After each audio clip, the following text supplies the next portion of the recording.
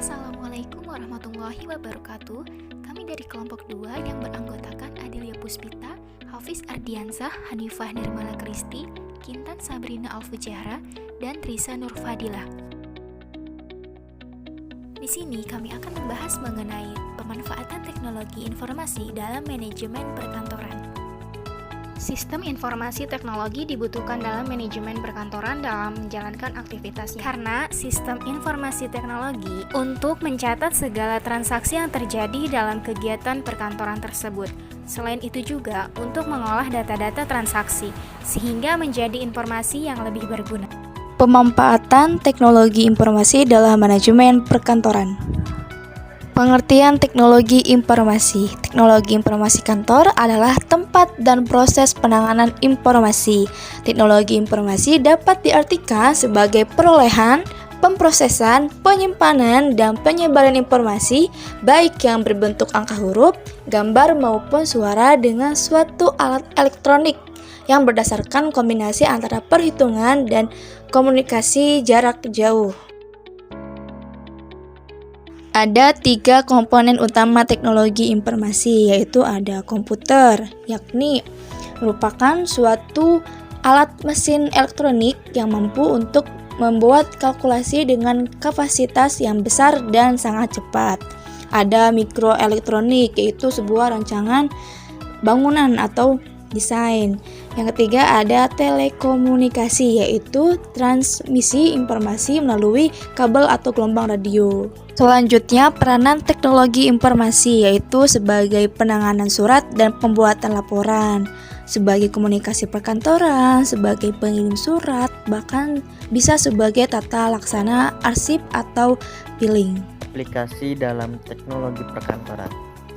Software aplikasi terdiri dari interaksi yang dapat dikenal dalam sistem komputer untuk melakukan pemrosesan informasi. Nah, antara lain spreadsheet untuk mengerjakan pekerjaan kantor yang berkaitan dengan penggunaan baris dan kolam. Misalnya digunakan software Lotus, Excel, dan lain-lain. Word processing untuk melakukan pekerjaan kantor yang berkaitan dengan mengetik, membuat surat laporan, digunakan software Word Perfect, Word for Windows, dan sebagainya. Adapun desktop publishing yang digunakan untuk yang berkaitan dengan desain dan grafik, misalnya software PowerPoint, CorelDRAW, dan sebagainya. Communication untuk melakukan pekerjaan yang berkaitan dengan komunikasi, antara lain Winpop, email, dan sebagainya. Dengan berkembangnya dengan pesat teknologi informasi, manajemen kantor harus mampu menggunakan teknologi informasi dalam kegiatan operasional pendukung perusahaan, internet, dan email. Ada juga digital scanner, Internet of Things, digital private branch exchange, penyimpanan data pada cloud computing, digital workflow, digital security, digital whiteboard atau smartboard, quick response code atau yang biasa disebut QR barcode. Ada sistem aplikasi enterprise system, aplikasi pengolah data dan kata, software as a service, video conference, dashboard reporting system. Manfaat teknologi informasi berbasis internet bagi pekerjaan kantor. Dalam pelaksanaan pekerjaan kantor saat ini didukung dengan penggunaan internet. Manfaat menggunakan internet adalah yang pertama, 1. Tukar-menukar informasi dapat dilakukan dengan mudah. 2. Perkembangan yang berkaitan dengan masalah-masalah substansi organisasi dapat diketahui dengan cepat. 3. Informasi yang diperlukan dapat langsung cepat diambil, copy atau download. Yang 4. Mengurangi penggunaan kertas, dapat melakukan komunikasi jarak jauh antar sesama anggota. Pengaruh teknologi dalam perkantoran.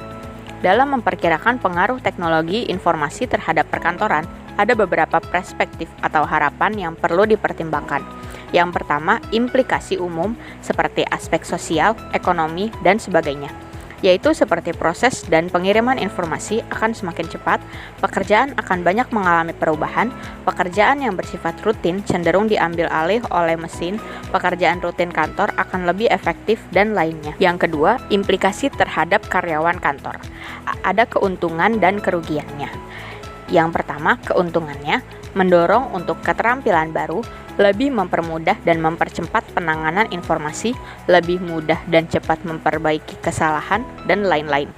Lalu kerugiannya, implikasi terhadap pemberi kerja memerlukan waktu untuk perubahan dari sistem manual ke sistem elektronik, tidak seluruh software bisa sepenuhnya memenuhi kebutuhan, dan lain-lain.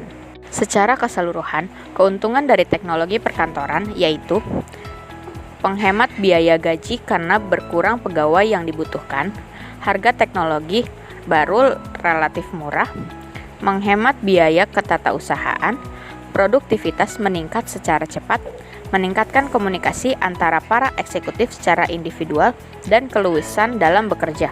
Sekian pembahasan dari kami. Terima kasih. Wassalamualaikum warahmatullahi wabarakatuh.